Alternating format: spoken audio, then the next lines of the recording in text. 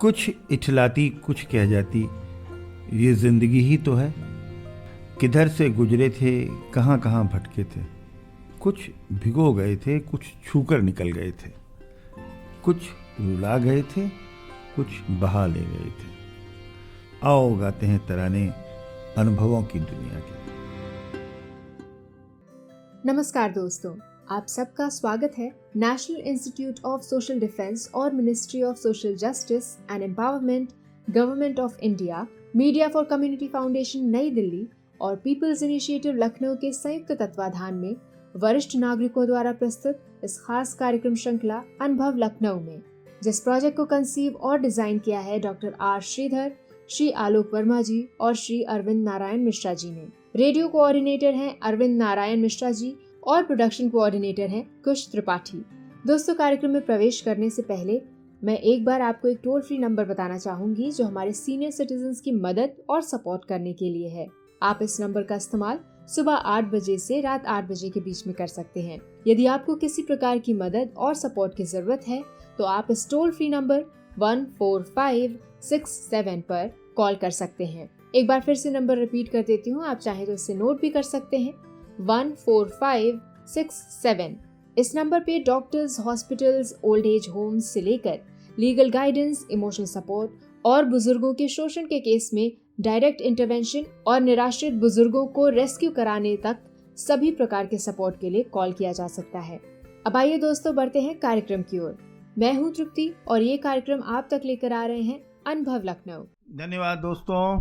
आज के इस एपिसोड में आज हम लोग हमारे बीच में हैं श्री भुवन कुमार शुक्ला जी। भुवन शुक्ला जी यूं तो कोऑपरेटिव बैंक के मैनेजरियल लेवल पर नौकरी शुरू की थी और सीनियर पोजीशंस पर गए और रिटायर हो गए, लेकिन हाँ, अभी स्टूडियो के बाहर अभी जब इनको लोग देख रहे थे तो सोच रहे थे कि भाई ये तो सीनियर सिटीजन्स का प्रोग्राम होता है, ये तो क्वालिफाई नहीं करते, तो दर्शक हमारे देख नहीं पाएंगे। But I must tell them that the gentleman sitting beside me, Mr. Bhuvan Shukla, is 69 years of age and looks like 39.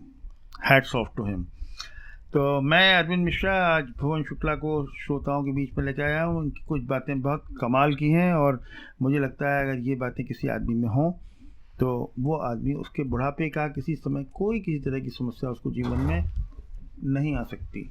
तो भुवन जी, जैसा कि आपसे भी आपने सुना होगा, सबसे पहले हम आपकी पर्सनैलिटी की 2 बातें ज़रूर उन पर चाहेंगे और हमारे श्रोता भी सुनना चाहेंगे कि एक तो आपकी ज़िंदगी का सफ़र कैसा रहा और दूसरा जब उसको आप बता लेंगे तब पूछेंगे कि आपके स्वास्थ्य का राज क्या है, और दूसरा जो आपके चेहरे पर ऐसी शांति रहती है, आपको कभी किसी ने झगड़ा करते नहीं देखा।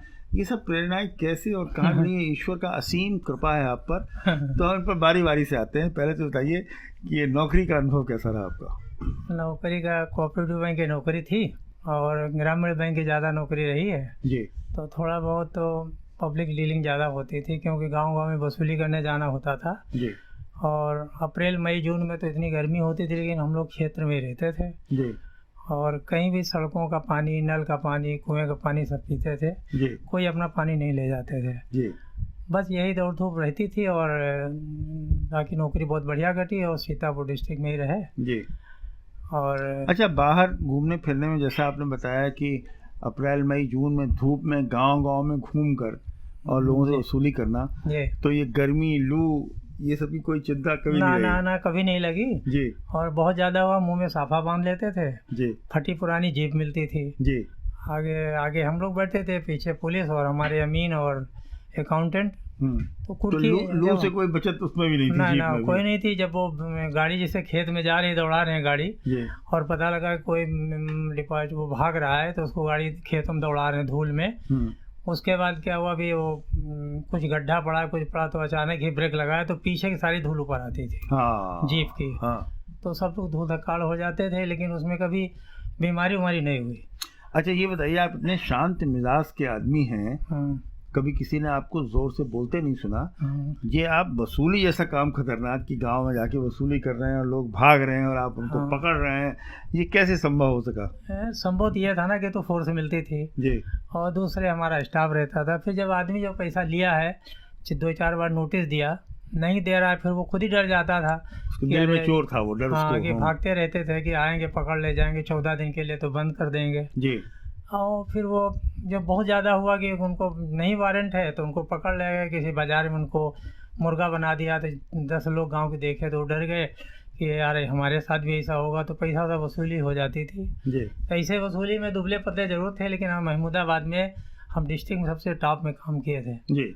इसका तो मतलब वसूली करने के लिए बहुत मोटे ताजे हृष्ट पुष्ट मूछ ऐट के चलने की जरूरत हाँ नहीं नहीं जरूरत है। हाँ। हाँ बस ये है गर्मी उर्मी बहुत पड़ती थी, उसको एडजस्ट किया जाता था। नहीं तो लोगों को धमकाना गाली वाली बकने क्या करते थे कैसे? तो नहीं धमकाते थे, गाली वाली नहीं बकते थे जी। और बहुत ज्यादा कोई बदतमीजी कर रहा रोज भाग रहा तो 2-4 हाथ पड़ भी जाते थे कि इसको बंद कर दो उठा करके, धोखा दे रहा हाँ। कि क्या सरकार ने माफ कर दिया तो झूठे बोले सरकार माफ कर दिया। जी। ये सब करते रहते थे। नेतागिरी भी बहुत होती थी। जी हाँ, कोऑपरेटिव बैंक में ये भी बहुत है मेरे ख्याल से पॉलिटिक्स। कि इनको पकड़ लिया उनको छोड़ दो, ये भी करना पड़ता था, तो देखना भी पड़ता था कि चलो छोड़ने लायक है तो छोड़ भी देते थे, लेकिन हाँ आश्वासन लेके गारंटी लेकर के यही सब लोग बताते हैं कि अब धीमे धीमे वसूली की हालत और खराब होती जा रही है। हाँ। और बहुत वसूली जो है हो नहीं पाती। इसलिए मुर्शा जी हो रही कि वसूली में आजकल कोऑपरेटिव बैंक थोड़ी खराब हो गई।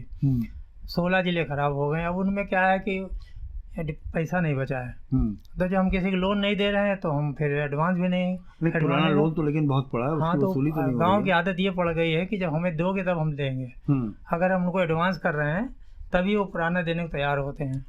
और बहुत ऐसे होते हैं जो कहते हैं यार हम ले लिए देखेंगे सरकार माफ कर देगी। हाँ ये मुझे ये बताया कुछ लोगों ने कि ये जो सरकार की माफी आजकल बहुत ऋण पर चल रही है। बहुत। और किसान जो है वो राजनीतिज्ञों के वो उसके बीच में आ गया, केंद्र में आ गया। शुरुआत कर दी थी मनमोहन सरकार जब थे जी, तो उन्हें पूरे इंडिया को माफ किया था जी। और खैर वो बैंक को पैसा भी देते थे। बाद में मुलायम सरकार आई, इन्होंने माफ किया। तो लोगों को लगता है यार हम पहले जमा कर देंगे तो ऐसा न हो कि हम दे भी दें और फिर वहाँ कर्जा माफ हो जाए, तो ये रूटीन पड़ गया था। तो बहुत मुश्किल है, प्यार मोहब्बत से लेना पड़ता है कि भैया तुम्हें दे देंगे। हाँ। तो तभी मैं रिकवरी हो पाती थी। अब प्यार मोहब्बत से कौन पैसे देगा? प्यार मोहब्बत कोई नहीं, तभी तो डंडा तभी तो डीएम ऑर्डर करता था तो वही तहसीलदार और इधर लेखपाल जी सब लोग कोर्ट की वारंट करते थे जी। ये रहता है। अच्छा भुवन जी, ये तो रहा आपकी प्रोफेशनल लाइफ। अब एक बात बताइए मुझे, बड़ी जो इंटरेस्टिंग बात है कि आप शंकर जी की तरह विष पीने का जो आपके अंदर महारत हासिल है, कोई भी आदमी आपसे खराब बात बोलता है, कुछ बोलता है, तो उसको आप कैसे पी जाते हैं? क्या आपको क्रोध नहीं आता? नहीं, हमें गुस्सा नहीं आती है। हाँ। लेकिन अब कभी गुस्सा आती भी है तो मन ये भी तो बड़ी अनयूजुअल बात है। गुस्सा आना एक स्वाभाविक बात है, गुस्सा ना आना एक बड़ी अस्वाभाविक बात है। ऐसा कैसे होता है? बस किसी ने अगर कुछ कहा तो हम सोच रहे हैं कहेगा बाद में बात बढ़ेगी तो उसमें और कोई फायदा होना नहीं है। तो इससे अच्छा है अपना एडजस्ट कर लो, चुपचाप रहो, ये खुद ही अपने आप बंद हो जाएगा, चुप हो जाएगा और फिर दोबारा बात करेगा नहीं। डिस्कशन करेंगे थोड़ा बहुत तू मैं होगी तो उसको सब नहीं। लेकिन इस होता क्या है, जब कोई करीबी आदमी आपके हैं वो कुछ खराब बात बोलते हैं, मन खराब होता है, आपके मन में विष न भी कहिए तो बुरे हार्मोन्स जनरेट होते हैं, उससे सेहत खराब होती है, बहुत सारी बातें होती हैं। तो ये कोई सामान्य बात नहीं है। आप देखिए, आप खुद ही मिले होंगे बहुत सारे लोगों से। ऐसे लोग बहुत ही रेयर, भगवान की बहुत असीम कृपा चाहिए इस बात के लिए कि आपको क्रोध ना आए, आप झगड़ा ना करें। कोई आदमी आपसे बदतमीज बोल रहा है, ये इसको थोड़ा और बताइए। मतलब इसको नहीं, गुस्सा तो आती है जी, गुस्सा तो आती है कभी कभी किसी लोगों से तू मैं भी हुई है बहुत लोगों से, लेकिन ये हाथापाई कभी नहीं हुई, ना हाथापाई हुई और ना ही तो गाली गलौज हुआ। बस यही गुस्साबाजी, वो चिल्लाए हम भी चलाए, ये सब तो हुआ है और फिर बात खत्म हो गई उसके बाद ना। हाँ, मैं वही कह रहा हूँ, आपके चेहरे के जो एक्सप्रेशंस हैं उसमें कोई जिंदगी में कोई नाराजगी किसी से हो, ऐसा कोई एक्सप्रेशन नहीं, वो नहीं कभी आया, न परिवार में न कहीं बाहर जी, बिल्कुल ऐसा। अच्छा, ये परिवार में अगर आप थोड़ा धमका के न रखिए, सब लोगों को डरा के मत न रखिए, तो पत्नी और बच्चे नियंत्रण के बाहर चले जाते हैं, तो ये इसको कैसे आपने मैनेज किया? इसमें ऐसा रहा कि जैसे वाइफ भी नौकरी करते थे, हम भी कर रहे थे। हाँ। तो उन्होंने कभी हमसे नहीं पूछा कि तुम कितना ला रहे हो, क्या खर्चा कहाँ कर रहे हो, और हमने उनसे भी नहीं पूछा, कोई किसी हिसाब नहीं रखा। अब वो पत्नी ला रही है तो जियो और जीने दो। हाँ, जैसे जरूरत पड़ गई किसी चीज की तो वो मंगा ली या हम ले आए जरूरत वाली चीज, लेकिन ये वेट नहीं करा कि ये इंतजार करें कि वो लाएंगे अपने पैसे से, हम अपने पैसे से लाएंगे, ये कभी नहीं हुआ। और अभी तक रिटायरमेंट के बाद भी ऐसे चल रहा है। तो चाहे घर हो चाहे कार्यालय हो, सब जगह आपने बहुत सामंजस्य बना के रखा। हाँ, कुछ ऐसे रहा है, अभी कट गया इतना बढ़िया था। अच्छा, अगले सवाल पे और आपके आते हैं। आपकी कद काठी थोड़ा सिंगल, देखिए ना, इकहरा बदन और दोहरे बदन से इकहरा बदन है। और अभी ये जो हो रहा था कि अब बाहर आपसे लोग बात कर रहे थे कि आपकी आयु कितनी हो गई है, क्या हो गया, तो ये बताइए, ये जो आपका, इसके लिए आपने क्या कोई खास डाइट प्लान है या क्या है, या खुश रहना है? आप इतने दुबले पतले लगते हैं। खुश तो रहते हैं, डाइट प्लान हमारा कोई नहीं रहा जी। नौकरी में कभी खाना लेके नहीं गए, ऐसे ही गए और वहीं नाश्ता पानी किया, सुबह खा गए, रात को खाया गए। और कभी भी खाने के लिए सब खाते हैं, बाजार में पूड़ी भी खा लेंगे, मतलब ऐसी चीज़ नहीं जो हम छोड़ दें जी, कि हजम नहीं करना। पानी जहाँ जहाँ हो, नल का हो, कहीं का पी लिया, या कोई कुछ नहीं सा रहा। लेकिन हाँ, एक अधकाठी ऐसी रही बचपन से जी। और परिवार में भी सभी लोग ऐसे थे, किसी को डायबिटीज़ वगैरह नहीं है, किसी को कोई रोग नहीं है जी। तो उसी हिसाब से हम भी रहे। भाई भी हमारे 87 ईयर के हैं जी, वो भी ऐसे हैं, अभी हल्के हल्के काले बाल भी हैं। अच्छा। और अभी तक बीमार, तो परिवार में जेनेटिक है, लंबी आयु, दीर्घायु होने का सिलसिला। और कोई बीमार बहुत कम है, दवाई नहीं चलती हमारी। जैसे हमारे भैया कोई दवाई नहीं चलती, बहनें हैं उनके भी किसी शुगर नहीं है, तो सब लोग ऐसे हैं। और वो भी दुबले पतले हैं, हम भी दुबले पतले हैं। अब ये है कि रिटायरमेंट हो गए तो खाने पीने को ध्यान नहीं रखा, और ये नहीं रहा कि खाना पीना बनाए, बढ़िया खाएं या डाइट करें, तभी शरीर जैसा जो मिला वो खाया पिया, मजा किया जी। अब रिटायरमेंट के बाद क्या रहा, रिटायरमेंट जब हो गया तो घर पे रहे कुछ दिन। तो अभी हमारे एक दो PCS अधिकारी थे इसे कोऑपरेटिव के, तो वो लोग बुला लेते थे, वहीं चले जाते थे। हमारे ऑफिस वाले हमारे मोहल्ले वाले बहुत लोग ये जानते थे कि अभी नौकरी कर रहा है। हाँ। कि सुबह 9-10 बजे चला जाता, क्यों पत्नी भी चली जाती थी, घर में ताला बंद हो गया जी। शाम को आए, उससे पहले हम आए या बाद में, तो मोहल्ले वाले जानते थे अभी नौकरी कर रहा है। तो यही सब चलता रहा। जब नोटबंदी हुई तो एक मोहल्ले में थे, उन्होंने आए, कहले कि भाई साहब आप बैंक में हमारे पास 3 करोड़ रुपया जमा करा दीजिए। हमने कहा तो हम रिटायर हो चुके हैं। बोले रिटायर तो नहीं, आप रोज जाते हैं। तो हमने नहीं, रिटायर हैं, कहीं दोस्ती यारी मिलने चले जाते हैं, पूरा दिन सचिवालय या रजिस्ट्रार ऑफिस में कटता है जी। तो यही सब रहा, और कोई मतलब ध्यान नहीं दिया गया कि हाँ अपने शरीर पर कुछ करें, लेकिन बना रहा है इसे। दोस्तबाजी का सिलसिला ठीक रहता है। हाँ, वो जबरदस्त रहता है। हाँ। अब जैसे हम तो कोऑपरेटिव बैंक के थे, 3-4 एडिशन रजिस्ट्रार हो गए या दोस्ती यारी हो गई, तो वो भाई वो तो बहुत बड़ी चीज़ है हमारे बैंक मैनेजर के आगे। लेकिन कुछ ऐसा 1-2 बार वो आए, हमारी जाँच वाँच किए, या कुछ एक देवाशीष पांडा जी थे, वो हमारे यहाँ पहुँच गया, जा कर के पूरी जांच किए कि वो पेंशन योजना में घपला होगा। तो वो पहले गांव में पता ही कराए थे कि यार ये इतने लोग मर गए और ये शुक्ला पकड़ जाएगा कि इन्होंने पेमेंट किया होगा। क्यों अंगूठा लगाते थे वो लोग, और पैसा सब कहा रहे, तो लोग 50-60 हज़ार पड़ा हुआ है। तो देवाशीष पांडा जब उन्होंने देखी तो रात 9 बजे तक खुलवा के देखा उन्होंने। उसके बाद हम उनके भक्त बन गए और उन्होंने अखबार में निकला दिया। तो हमारे GM और हम दोनों उनके घर कई बार गए मिलने। फिर वो नोएडा चले गए, तब भी मिले, लेकिन दिल्ली जाने के बाद नहीं मिलते। ऐसे दोस्ती आई हो। IRDA के चेयरमैन है। हाँ, ये अब नहीं पता इधर क्या है। नहीं, वो यूनियन फाइनेंस सेक्रेटरी है। अच्छा, ये भी यहाँ रहते थे, परिवार उनका था नहीं, तो गए तो 1-2 घंटे बैठक हो जाती थी। अब वो हम मैनेजर आदमी वो बहुत ऊंचे पर थे, मतलब ये वो मजेदार चीजें बातें करते दोस्तों।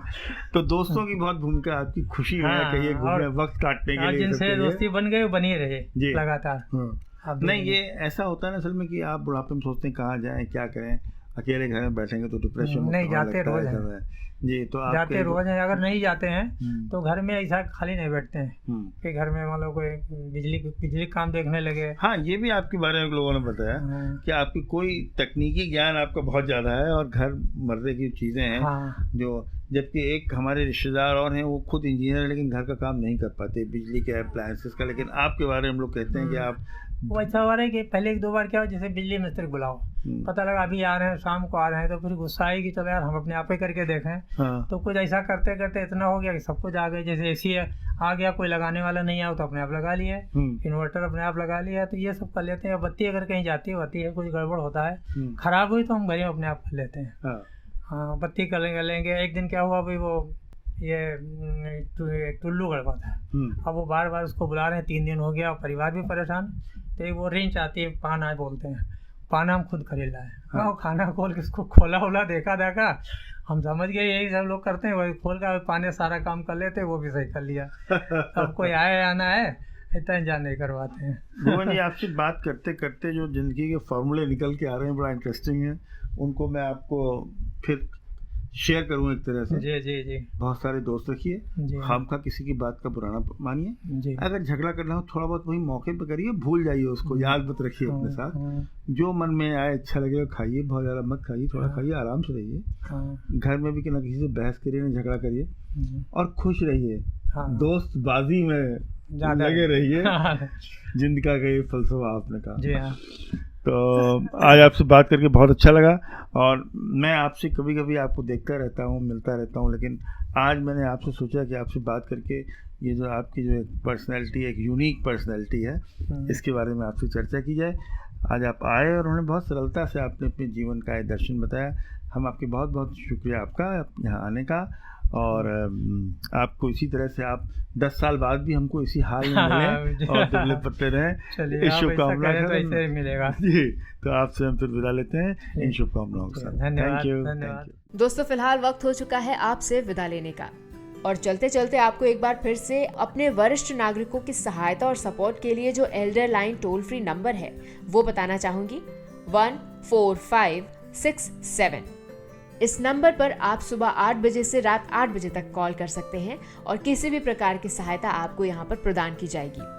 अगली बार फिर लौटेंगे ऐसे ही किसी खास शख्स की प्रेरणादायक जीवन यात्रा की कहानियां लेकर।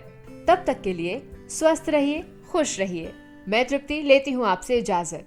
नमस्कार।